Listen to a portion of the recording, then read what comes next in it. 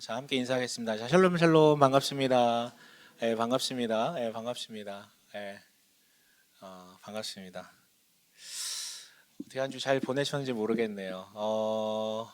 네. 남편 이렇게 턱을 이렇게 강아지 만지듯이. 그 이번 주 저는 되게 역설적인 상황을 좀 맞이했습니다. 지난주 일이었던 것 같은데, 지난주 일인가? 아무튼 처음 뵌 분인데 우연히 제 나이를 듣더니 나이에 비해 되게 젊어 보이시네요 라고 저한테 왜 웃어? 저도 웃었어요. 왜냐면 웬만해서는 그런 말 들어본 적이 없는데 이 몽따주가 10년 전 몽따주 그대로인데 그래서 저도 깜짝 놀랐지만 아무튼 웃으면서 이제 지나갔거든요. 근데 내가 한 2주 정도 제가 아팠잖아요. 그래서 2주 동안 아파가지고 살이 좀 빠져가지고 그렇게 좀 보일 수 있나 보다 그렇게 혼자 착각하고 이제 넘어갔어요. 근데 바로 그 다음 날 이제 교육을 제가 좀 참가할 게 있어가지고 갔는데 이제 처음 만난 한 목사님이 계세요. 누가 봐도 저보다 연배가 있어 보였거든요. 눈에 주름이 좀 자글자글하시고. 근데 우연찮게 그냥 막 이렇게 대화하다가 제 학번을 듣고 나신 뒤 제가 01학번인데 그분이 그 우연찮게 듣고 나서 그 얘기를 하시는 거예요. 정말 01학번 맞아요? 보기엔 나랑 동년배 같은데 막 이러는 거예요. 그래서 난 확신했어요. 이분은 목회 더럽게 못할 거다.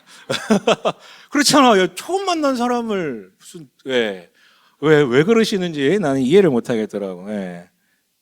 근데 여러분 이게 되게 어이구야 앞에까지 멀리도 오셨네. 예. 여러분 이게 되게 모순적이지 않나요? 예. 분명히 달라진 건 아무것도 없거든요.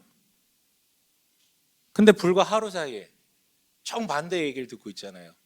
보기보다 젊어 보이시네요. 혹은 나랑 동년배 같은데요. 이런 어떤 이야기들. 여러분 대답해 보십시오. 누가 지금 거짓말을 하고 있는 겁니까? 주일에 만났던 사람입니까? 월요일에 만났던 사람입니까? 누가 지금 믿음의 눈으로 보고 있는 겁니까? 여러분. 근데 여러분 이것과 좀 비슷한 장면이 있어요. 같은 걸 보고도 전혀 다르게 이제 얘기하는 이야기들. 다름이 아니라 성경으로부터 돈과 관련된 이야기인데 우리 예전에도 얘기했지만 누구는 청빈이라고 누구는 뭐 부요함이라고 뭐 이렇게 좀 얘기하는 일들이 있었다고요. 근데 조금 더 개인의 돈으로부터 확장시켜서 그냥 단순히 돈이 아니라 경제 체제와 관련된 주장도 너무 다른 이야기를 하고 있는 경우들이 있거든요. 예를 들면 이런 것이죠.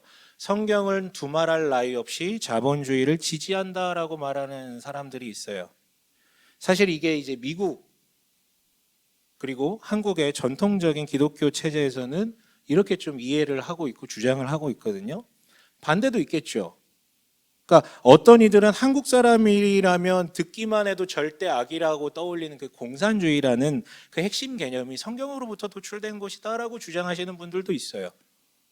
세상을 넓혀보면요. 그리고 그 중간에 있는 사회주의 역시도 마찬가지입니다. 공산주의의 아류인 중국식 사회주의 말고 사회민주주의라고 불리는 이제 유럽에 많은 거 있잖아요. 그런데 이 경제 체제를 주장하는 유럽의 많은 정당들은 앞에 무슨 말을 붙여오고 있냐면 기독교 민주 무슨 당 뭐 이런 식으로 그러니까 기독교라는 타이틀이 붙은 당에서 그런 사회주의에 대해서 주장을 하고 경제 체제로서 주장을 합니다. 분명히 같은 성경을 보고 있는데 전혀 다른 얘기를 하고 있는 거잖아요. 그렇다면 도대체 뭐가 맞는 것일까요? 오늘은 드디어 돈에 대한 시리즈 마지막 8번째 시간으로 이제 오늘 마무리를 하려고 하거든요. 그 날로서 특별하게 선정한 주제가 바로 오늘 희년이라는 건데 독특하게 한 개인의 돈 관리를 넘어서 경제 체제에 대해서 나누어 보려고 해요. 뜬금없이 왜 이런 얘기를 합니까? 우리는 뭐 경제 이런 것까지 관심 없는데 아니요. 왜 관심이 없습니까? 한 개인은요. 그가 사는 터전, 그 사회 집단의 약속으로부터 벗어날 수가 없어요. 산에서 혼자 살면 상관이 없죠. 산에서 혼자 살면 채집하면서 살면. 근데 우리는 다 우리가 살고 있는 이 사회의 법칙, 논리, 문화에 다 어느 정도는 다 젖어 있거든요. 그런 의미에서 이 사회의 경제 체계를 전제로 돈을 벌고 쓴다는 의미에서 돈 시리즈의 마지막이 될 자격이 있는 것 같아요. 다만 이 시간 특정 체제를 비판하거나 지지하거나 선전하거나 하는 자리는 아니에요. 오히려 저는요, 성경은 이걸 주장한다라고 얘기하는 것 자체가 저는 웃기다라고 생각이 듭니다. 왜냐하면 그분들은요, 자기가 성경 이야기를 듣기보다는 이미 자기가 받아들인 그 이념 있잖아요. 그 경제 체제, 자기가 선호하는 것, 그걸 상태로 듣고 싶은 것만 듣고 보고 싶은 것만 보면서 주장하는 경우가 많거든요. 여러분, 성경이 이렇게 두꺼운데 자기 말 정도 하나 지지해 줄 성경 구절이 없을까요? 여러분, 별 헛소리를 해도 성경에서 다 찾아낼 수 있어요. 네. 아니요. 그런데 성경은요, 대놓고 독자적인 경제 체제를 제안하고 있어요. 그걸 가리켜서 희년법이라고 얘기할 수 있는데요. 사실 이 법은 돈에 관련된 것만이 아니라 성경 전체를 통틀어서 손 안에 꼽는 진짜 중요한 율법 혹은 구절이라고 얘기할 수 있어요. 자, 우리 오늘 한번 본문으로 들어가 볼게요. 본문이 속한 누가복음 4장은요, 예수님께서 드디어 세상 밖으로 나오시는 첫 장면을 그리고 있어요. 세상 밖으로 나와 사역을 하신 이야기인데 첫 사역이자 첫 가르침을 담은 게 오늘 우리 읽은 본문이거든요. 그러니까 이거는 누가복음이 대놓고 이게 바로 예수님의 출마 선언문이야 라고 우리한테 지금 알려주고 있는 거야. 굉장히 의미심장하겠죠. 16절 한번 읽어볼게요. 4장 16절인데요. 누가복음 함께 읽겠습니다. 시작.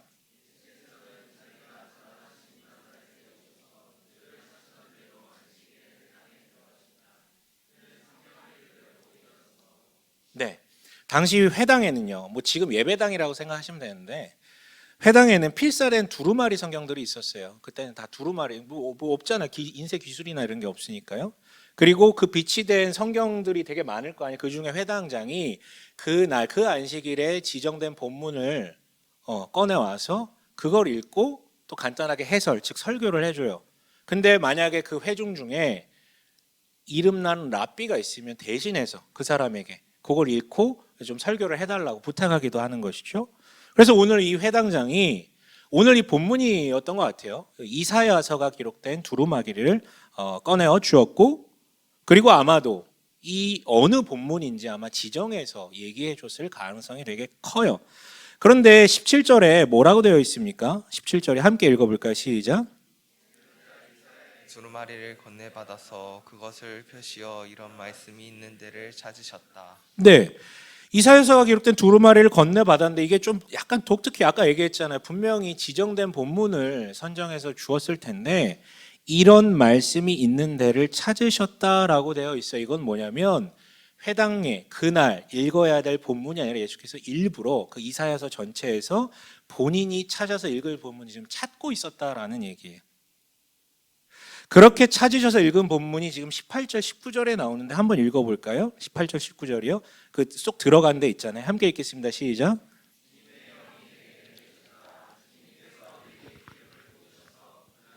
하나님에게 기쁜 소식을 전하게 하셨다.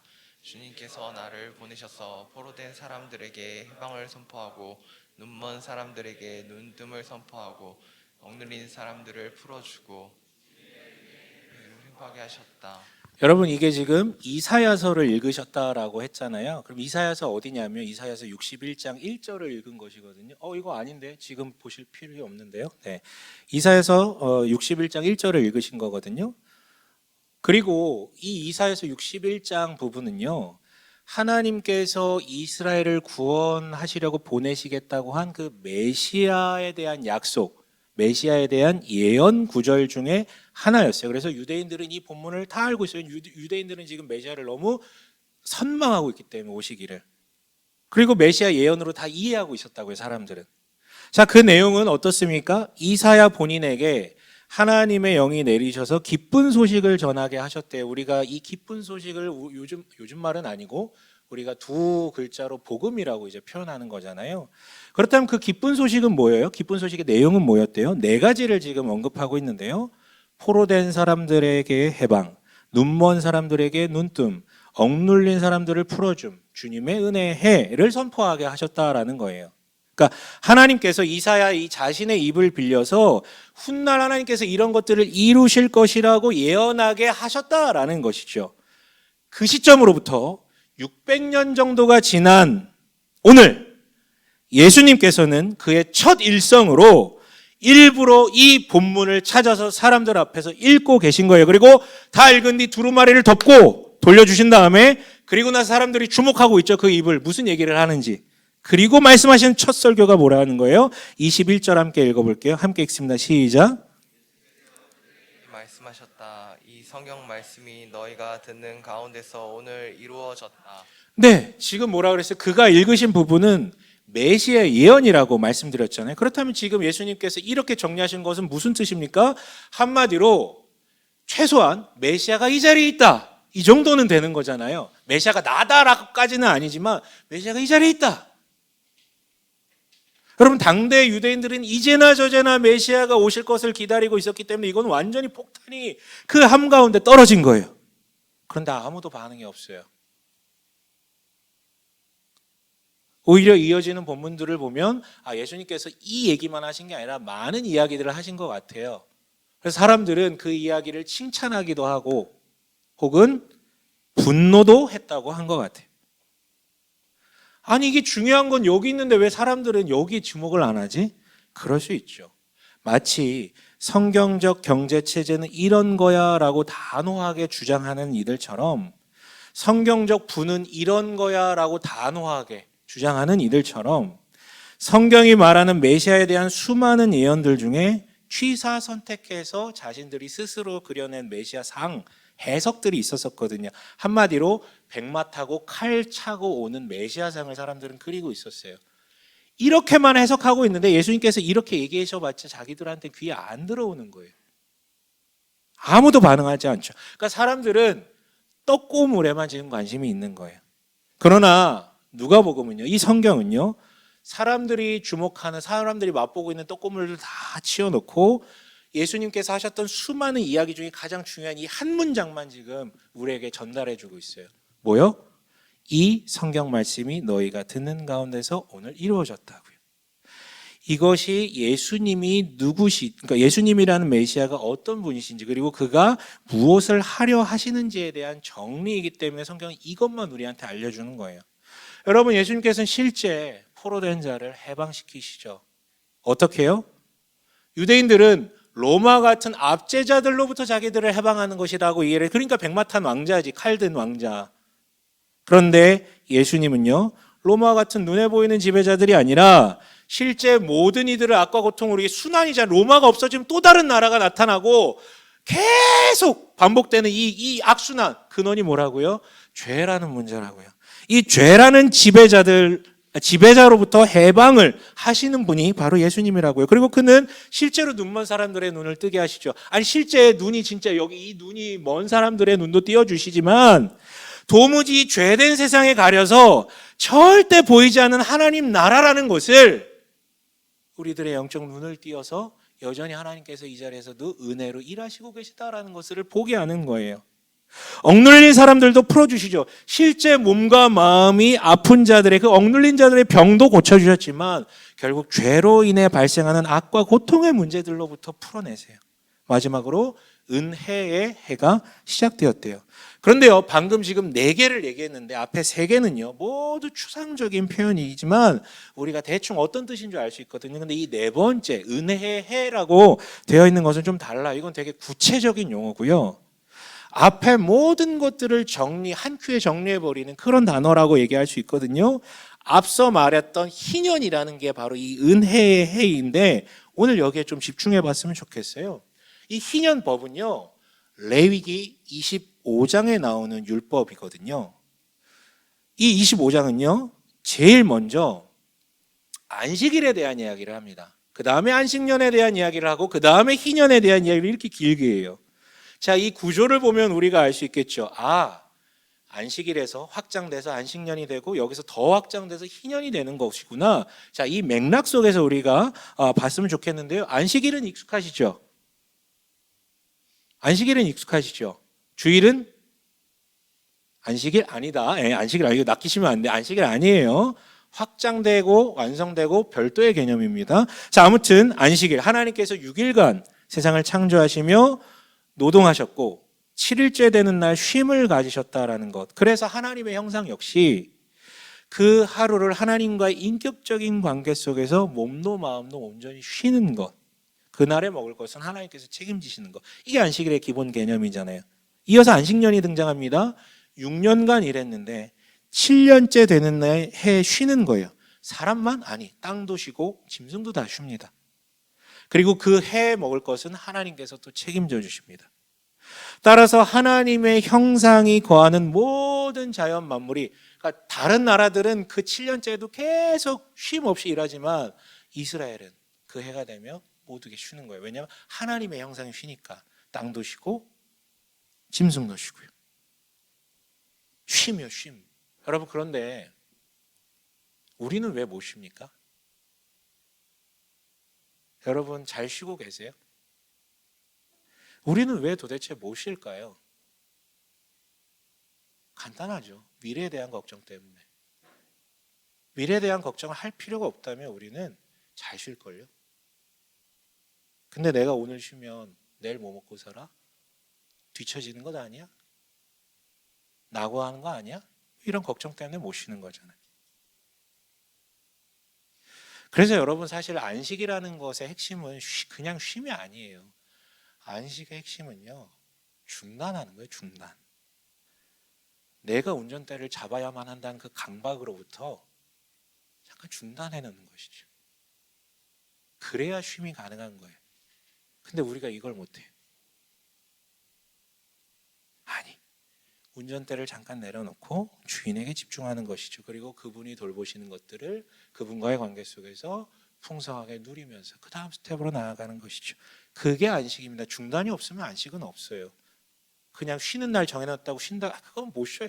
머릿속에 계속 돌아가. 여러분, 이 자리에도 지금 예배드리러 오셨지만 아마 내일 있을 일들, 이번 주에 있을 일들, 그거 지금 떠올리고 생각하시는 분들 많을걸요. 여러분, 당신에게 안식이 있었으면 합니다. 그런데요, 이 안식일과 안식년을 최종 완성하는 개념이 뭐라고요? 바로 희년이라는 것이죠. 레위기 25장 8절에서 10절에 나오는데 한번 읽어볼게요. 네, 함께 읽겠습니다. 시작. 안식년을 안식년이 7번 지나 49년이 끝난다. 일곱째 달 여름날은 속죄일이니 너희는 뿔나팔을 크게 불어라. 나팔을 불어 너희가 사는 온 땅에 울려 퍼지게 하여라. 너희는 50년이 시작되는 이 해를 거룩한 해로 정하고 전국의 모든 거민에게 자유를 선포하여라. 이 해는 너희가 희년으로 누릴 해이다. 이 해는 너희가 유산 곧 분배받은 땅으로 돌아가는 해이며 저마다 가족에게로 돌아가는 해이다. 네. 7이라는 완전 숫자, 그리고 매 7년마다 지키는 안식년을 7번 이룬 해, 즉 7 곱하기 7은 49년째잖아요. 그 다음에, 즉 50년째 해를 희년으로 지키는 거예요. 그리고 이때는 이 희년은 세 가지 방식으로 구현하거든요. 방금 읽은 데 나오는데요. 세 가지로 정리하면, 하나는 가문의 땅을 돌려받는 거예요. 두 번째는 종된 신분으로부터 해방되는 거고요. 세 번째는 부채를 탕감받는 것입니다. 여러분, 하나님은 지난주에 잠깐 언급했는데요, 이스라엘에게 가나안 땅을 허락하시면서 처음부터 끝까지 계속 반복적으로 뭐라고 얘기하셨다고요? 땅은 누구 것이다? 땅은 하나님 본인의 것이라고 계속 주장하세요.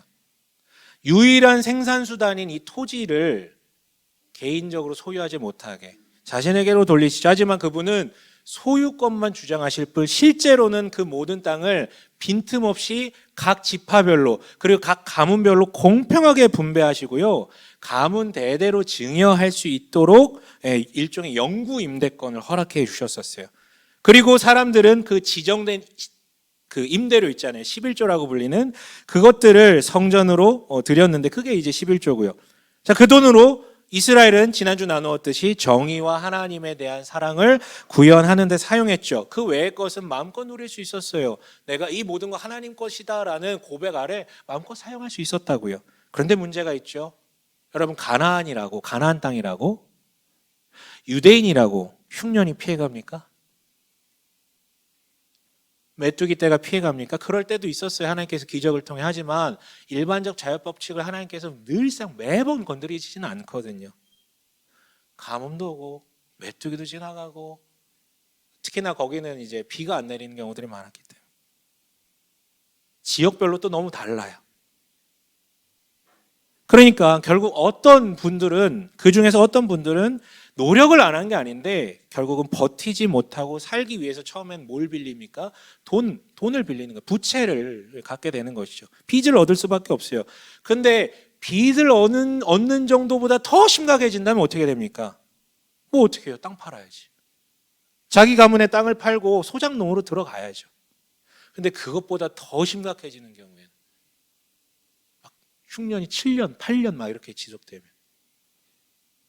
누군가의 종이라도 돼야 되겠죠. 살아야 되니까 어쨌든. 그러나 여러분, 매 50년마다 희년이 돌아와요. 본래 희년이란 말은 히브리어로 뿔라팔이라는 그 말의 음역이거든요. 그리고 보통 양력 기준으로 7월 10일에 그날이 뭐냐면 대속죄일이라고 불리는 날인데, 이 날을 기준으로 50년째 해가 되는 그 대속죄일에 뿔라팔이 전국에 그냥 막 붕하고 막 이렇게 막 뒤덮이는 거예요. 이때 어떤 일이 발생됩니까? 사람들은요, 그 눌렸던 빚을 탕감받아서 그동안 빚에 눌렸던 정서적 존엄성을 회복하죠. 그리고 종된 신분으로부터 벗어나기 때문에 사회적 존엄성을 회복하죠. 그리고 땅이라는 유일한 생산수단을 돌려받음으로 인해서 물리적인 존엄성까지도 다 회복하죠. 여러분, 희년이라는 것은요, 안식이라는 것의 완성 개념이거든요. 한마디로 하나님으로 인한 그냥 쉼을 넘어서 하나님으로 인한 완전한 회복을 누리는, 이게 바로 안식이라는 거예요. 진짜 끝까지 회복되는 거. 근데 여러분 잘 생각해 보세요. 내가 이스라엘 사람이라면 아무리 인생이 한번 크게 망했어도 내 인생에 한 번쯤은 희년을 맞이하게 돼 있어요. 그렇잖아요. 한 번쯤은 걸린다고요, 이게. 자기 가문이 또 회복되고. 얼마나 놀라운 일입니까, 이게. 여러분, 이처럼 지난주 얘기했던 11조와 오늘 지금 얘기하고 있는 희년이라는 제도는요, 이스라엘이라는 국가 민족 공동체를 유지하는 가장 핵심적인 경제 운영 방식이었어요. 그런데 재미있는 건 지난주 언급했던 11조 법은 제가 시간이 너무 없어가지고 언급 못했는데, 사실 이거는 고대 근동, 이스라엘만이 아니라 고대 근동에 굉장히 유행했던 비율이었어요. 10%라는 비율. 근데 오늘 나눈 이 희년법은요, 없어요. 그런 개념 자체가 없는 거예요. 지금까지도 거의 없다라고 보시면 되죠. 정말 독특한 법이거든요. 그렇다면 하나님께서 이런 독특한 법을 우리에게 주신 이유는 뭘까요? 크게 확인할 수 있는 건 두 가지인데요. 하나는 먼저 하나님께서 비록 인간들이 타락했지만 우리를 어떻게 보시는지를, 여전히 어떻게 보시는지를 우리한테 얘기해 주죠. 비록 인간이 타락의 당사자고 이놈들 때문에 이 세상이 이렇게 깨어져 버렸지만, 그래서 여전히 죄 아래 있는 존재이고 여전히 잘 안 돌아오려고 하는 인간들이지만, 사람은 그래도 하나님의 형상이라는 거예요. 그래서 그 자체로 존중받아야 된다는 것이죠. 돈이 없다고, 신분이 비천하다고, 출신 이상은 성별이라고, 아니요, 무엇과도 관계없어요. 살아있다면, 사람이라면 물리적 존엄성, 신분적, 그 사회적 존엄성, 정서적 존엄성 다 갖고 있어야 된다는 거예요. 그런데요, 두 번째로 더 중요한 이유가 있어요. 아이러니하지만 희년법은요, 이 희년법이 존재하려면 이게 꼭 있어야 돼요. 우선되는 논리가 하나 있어야 돼요. 뭐냐면 반드시 인간에게는 실패와 결핍이 찾아온다라는 거. 그게 전제될 때 희년법이 있는 거거든요. 네, 여러분, 하나님의 형상이라고 불리는 인간의 타락으로 세상은 철저히 깨졌습니다.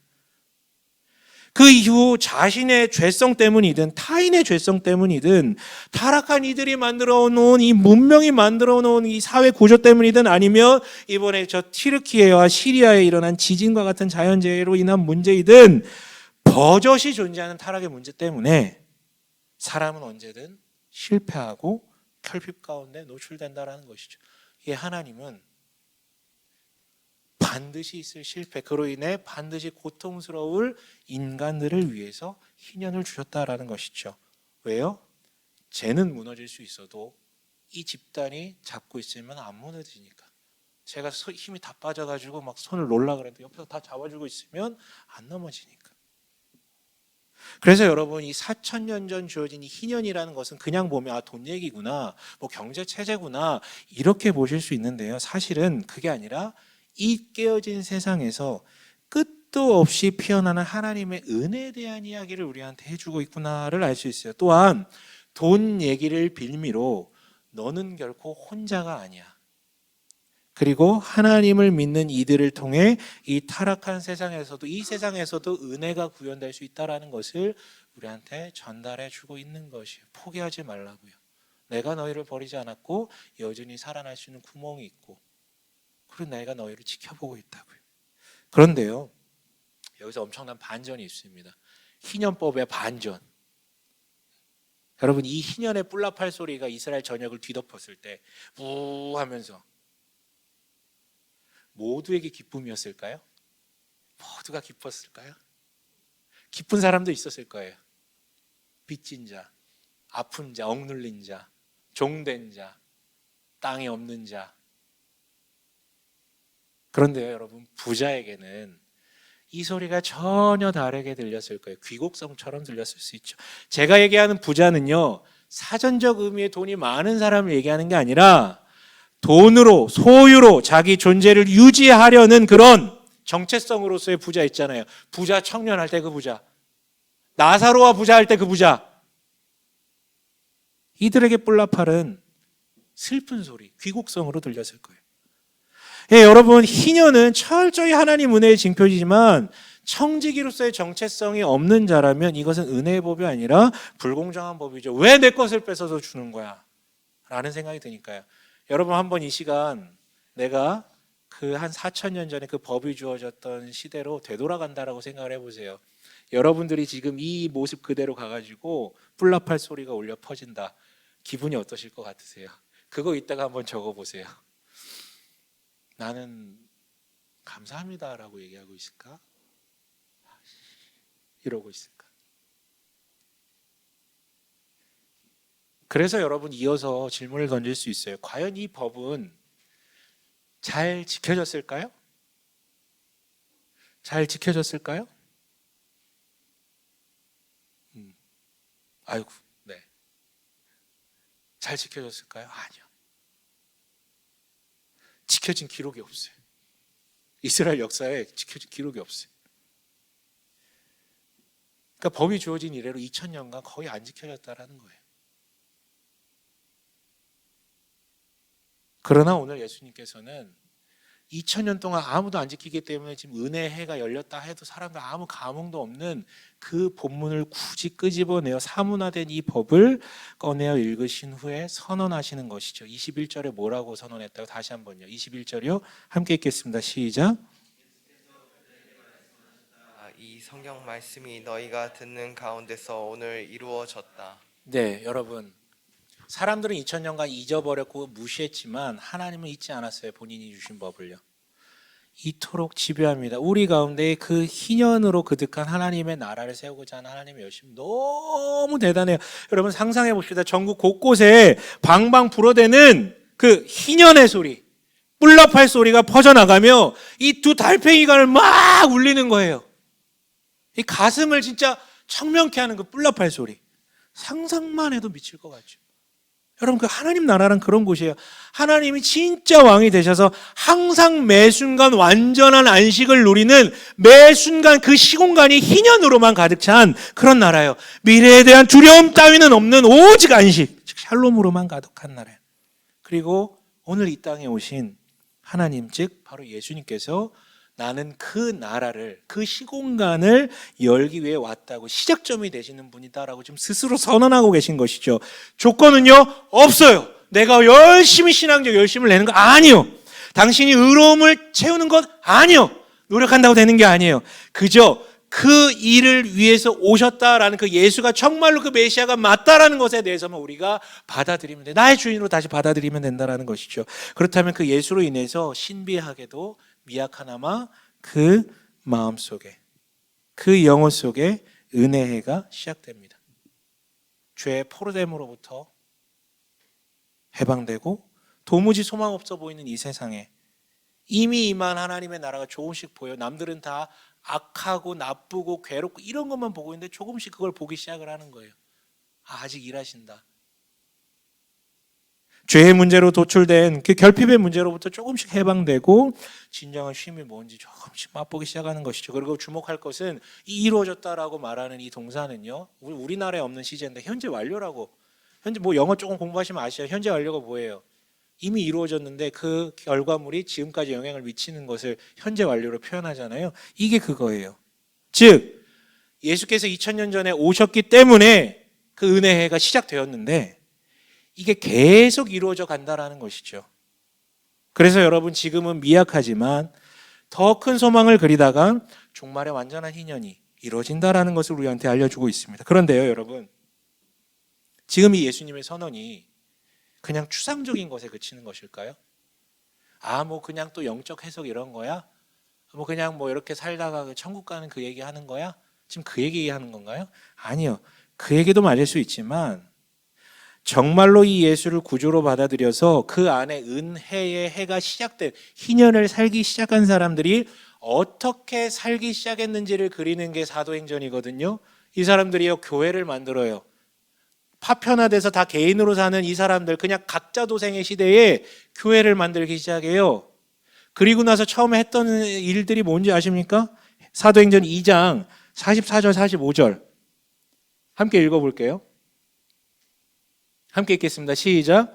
믿는 사람은 모두 함께 지내며 모든 것을 공동으로 소유하였다.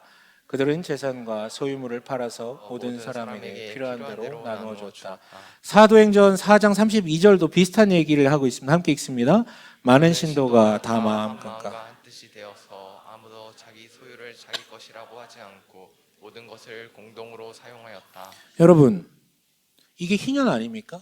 근데 여러분 아니에요. 이건 희년 아니고요. 희년보다 더 나아간 거예요. 재밌는 건 이 사람들은요 순수 유대인들로 구성된 집단이 아니기 때문에 율법을 지킬 필요도 없어요. 이미 신약 시대이기 때문에 율법 안 지켜도 되지만 이 사람들은 의무가 없다고요. 근데 그리스도를 믿음으로 새로운 정체성을 부여받고 그 안에 은혜가 시작되니까 누가 시키지 않아도 본 적도 없어도 사문화됐다 그랬잖아요. 희년이라는 거. 근데 스스로들 이렇게 사는 거예요. 이 땅에 구현해냈다고요. 여러분, 은혜의 법, 희년의 법, 은혜의 해가 시작된 것은 인생사 모든 것에 적용되는데 무엇보다도 먹고 사는 문제, 돈 문제까지도 자연스럽게 적용됐다라는 것이죠. 여러분, 돈 문제를 지금 8주 동안 다뤘는데 돈은 별도로 다루는 이야기가 아니라 우리의 정체성에 근거해서 사는 모든 생활 양식 중에 하나로 드러나는 거예요. 돈 얘기만 하면 그건 율법이 되는 거죠. 내면의 은혜의 해를 살다 보니까 그렇게 눈이 보이고요. 그렇게 살게 되는 거예요. 그렇다면 여러분, 이때로부터 또다시 2000년이 흐른 우리에게 이 희년법, 즉 예수께서 선언하신 은혜의 해라는 것은 어떤 의미입니까? 이것도 11조랑 마찬가지죠. 4000년 전 주어진 율법을 우리가 고스란히 지키는 건 아니에요. 그건 율법주의예요. 말씀드렸잖아요. 그때는 여러분 하나님의 백성 민족이라는 신정일치제를 토대로 주어진 법이에요. 우리는 다르잖아요. 세속사회 속의 그리스도인이에요. 그렇다면 이 사도행전에 나타난 이 초대교회 모델을 우리가 따라야 되는 것입니까? 아니요. 모델로 삼을 수는 있지만 아니요. 왜냐하면 오순절이라는 그때 임재한 성령의 그 강력한, 가시적으로 보일 정도로 임재한 그 성령의 역사 아래 특수적으로 일어났던 상황이기 때문에 일반화시키기 어렵고요. 또한 로마라는 제국이 지배했던 왕정시대에 농업을 배경으로 경제가 흘러가는 이 토지 중심의 시대와 지금의 우리 현대사의 민주주의와 자본주의 시대가 1대1로 매칭해서 이걸 지킬 수는 없어요. 이걸 따를 수는 없다고. 이걸 일반화시킬 수 없다고요.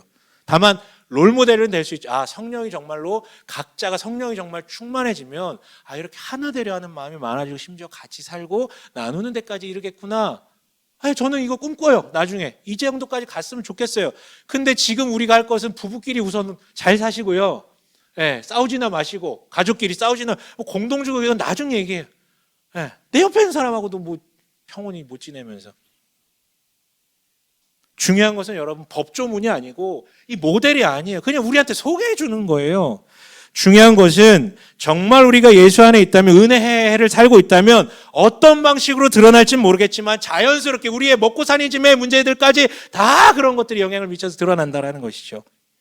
교회에서만이 아니라 우리 시대에, 우리 지역에, 우리 세대 속에서 돈벌이를 하고 돈을 쓰는 먹고 사는 짐의 그 자리에서까지 반드시 구체적인 영향을 미칠 거라는 거예요.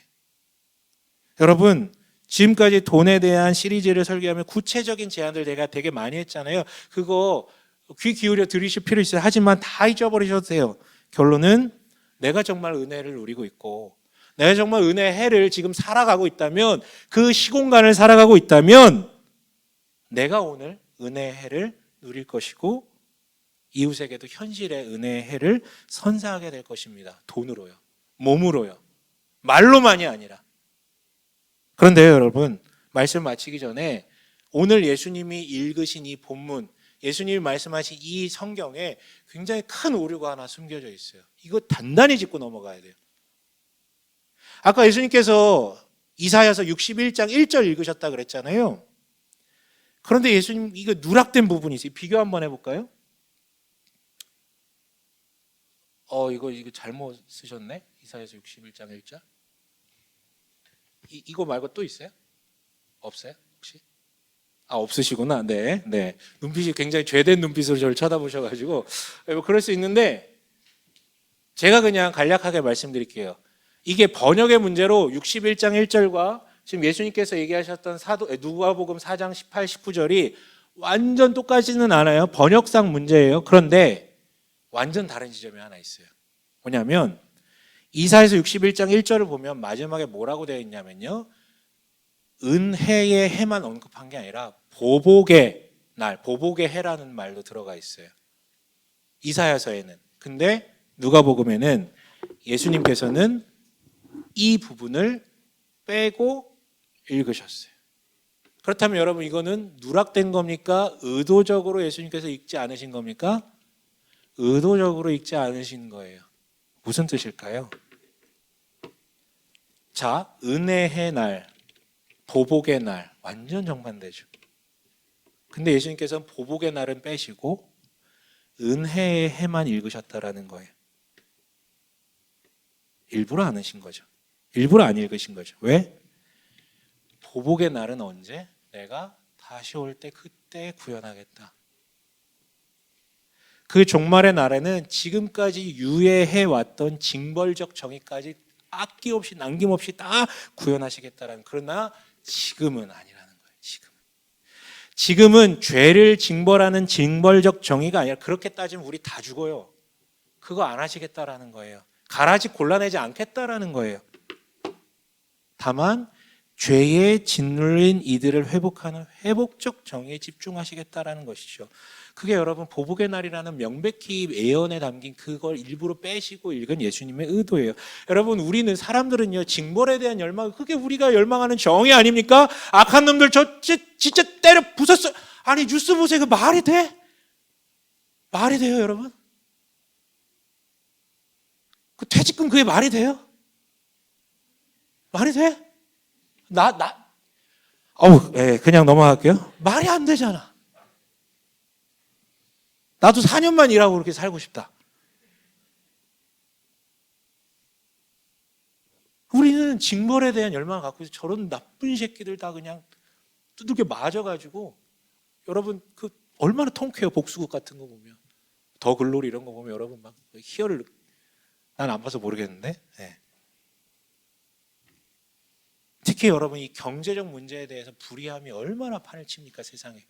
세상에만 판을 칩니까? 교회도 판을 치죠. 이 경제 체제 아래 권력가들과 자본가들의 얼마나 불의함, 알면 알수록 야, 이거 어떻게 살라는 거야, 이런 구조 속에서. 그러나 예수님께서는요, 일부러 얘기하지 않으신다고요. 보복의 날을, 신원의 날이라는 것을. 왜요? 우리는 정의의 잣대를 늘 누구에게로 돌려요? 내가 정의야, 내가 정의. 내 눈이 정의야.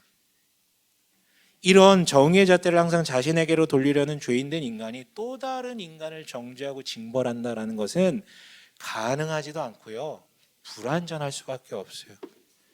그렇다면 여러분, 우리는 징벌적 정의가 이루어지지 않는 이 세상의 현실의 모습을 보고 항상 분노만 하실 것입니까? 왜 세상은 이런 거야? 왜 하나님은 뭐 하시는 거야? 왜 이거밖에 안 되는 거야? 계속 이렇게 살 거냐고요. 화만 내면서. 아니면 누구보다도 화가 나시는데, 이 악한 세상 때문에 누구보다도 화가 나시는데 그걸 잠시 죽이시고 오직 살리는 데 관심이 있는 그 예수님의 마음에 공명하는 회복적 정의의 구현을 위해서 오늘 나에게 주어진 시간을 사용하실 것입니까? 여러분, 명백한 부정의에 대해서는 저항하는 것이 그리스도인의 일이에요. 명백한 부정의에 대해서 눈을 감는 건 비겁한 것이죠. 그러나 우리의 모든 에너지는, 더 중요한 에너지는 어디에 집중돼야 되냐면 예수님이 그러하셨듯이 회복하는데, 아픈 사람, 억눌린 사람, 종된 사람, 포로된 자들을 해방시키고 살리는데 집중돼야 됩니다. 무엇보다도 가장 빨리 효과가 내는 이 경제 영역을 통해서요. 여러분, 당신이 청지기인 이유, 당신이 청지기로서 해야 하는 것, 다름 아니라 그 회복적 정의에 동참하는 것입니다. 여러분, 아주 간단한 것부터 하셨으면 좋겠어요. 오늘 제가 아까 광고했잖아요. 튀르키예 그 시리아. 저는 이것도 가슴 아픈 게 시리아 이야기는 하나도 안 나와요. 아세요? 시리아 이야기는 하나도 안 나와요. 왜? 여기는 지금 언론이 완전 통제되어 있거든요. 완전 무너진 나라거든요. 거기도 진짜 많이 죽었을 건데 한마디도 안 나요. 그나마 언론이 거기도 완전히 뭐 쉽지 않지. 그래도 해외로 송출되는 그 나라 이야기는 계속 나오는 거예요. 저는 이런 게 진짜 아파요. 아픈 사람들 많은데 그중에 더 아픈 사람 소리도 못 내고 있는 거예요. 여러분, 그냥 가지 마시고요. 단돈 5,000원이라도 좋으니까 하고 가셨으면 좋겠어요. 동참하셨으면 좋겠어요. 여러분, 말씀 마치게 하나님은요, 이 타락하여 죄에 짓눌린, 특별히 그 짓눌림이 물리적으로까지 구현된 이 악과 고통의 문제 앞에 침묵하신 게 아니라 은혜의 해를 통해 안식과 회복을 기획하셨어요. 명백한 하나님의 뜻이에요. 그런데 그 은혜의 해를 갈무리하는 것은 누굽니까? 하나님은 법을 주셨고 누가 갈무리하는 거예요? 우리가. 그 은혜의 해를 진짜 살고 있는 우리가 그걸 갈무리하는 역할을 감당해야 돼요. 은혜의 해를 사는 사람들을 통해서 회복이 일어나는 것이죠. 여러분이 희년을 선포하신 하나님의 그 은혜에 깊이 침잠했으면 좋겠어요. 그리고 그 이면에 담긴 하나님의 뜻을 떠올리며 희년을 상상하셨으면 좋겠어요. 소망하셨으면 좋겠어요. 그 뿔피리가 전국에 울려 퍼질 때 모든 사람들이, 모든 사람까지는 아니지만 막 기뻐서 춤추며 다시 내가 해방되고 회복되고 다 존엄성이 찾아지는 그거 막 춤추는 그 장면을 한번 상상해보면 그게 우리가 갈 하나님의 나라의 모습이거든요. 그리고 실제로 오늘부터 그 은혜의 해를 살고 나의 이웃들을 살게 하시는 우리 되시길 주님의 이름으로 축원합니다. 아멘.